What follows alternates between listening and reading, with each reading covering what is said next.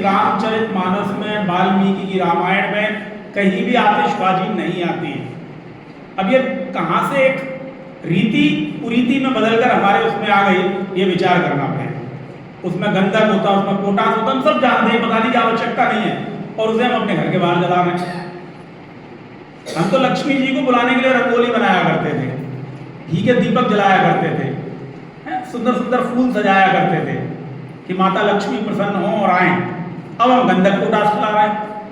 तो ये विचार करने की जरूरत है। ऐसा नहीं है कि सब लोग कर रहे हैं तो भेड़ चाल में हम नहीं चलेंगे, बल्कि हम जो 60-70 लोग सामने बैठे हैं वो एक संस्था से जुड़े हुए हैं। संस्कार में भी पहले सा आता है, संस्कार, और संस्था में भी पहले सा आता है। तो किसी भी संस्था तभी शुरू होती है जब संस्कार युक्त हो, और आप सब संस्था है।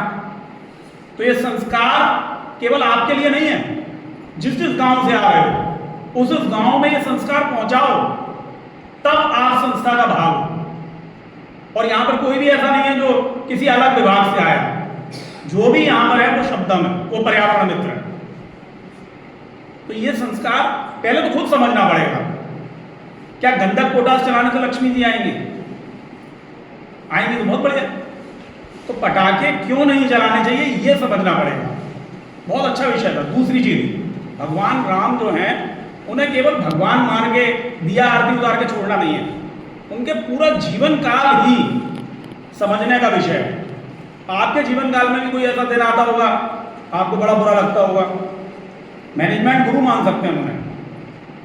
उनके जीवन काल में उन्हें ताजपोशी हो रही थी और अचानक से उन्हें मालूम पड़ा बन जाना। उन्होंने कहा ठीक है, जैसे हरी इच्छा।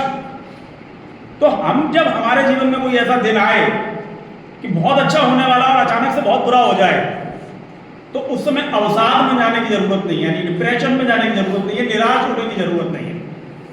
भगवान राम को आदर्श मान के हम भी कह सकते हैं जैसी हरी इच्छा, अपने आप अच्छा समय आए।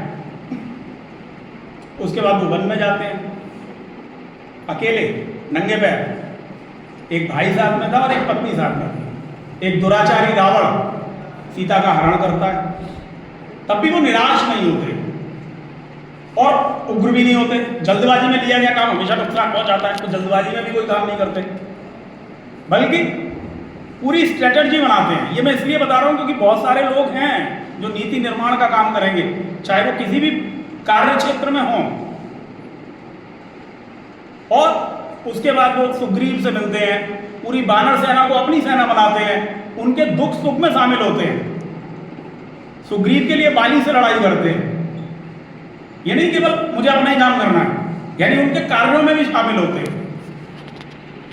उसके बाद वो सेना, बानरों की सेना, उस समय त्रिलोकी साम्राज्य जिसने सब लोगों को हरा दिया, जिसने शनि को बंदी बना लिया, उस रावण को हरा देती है।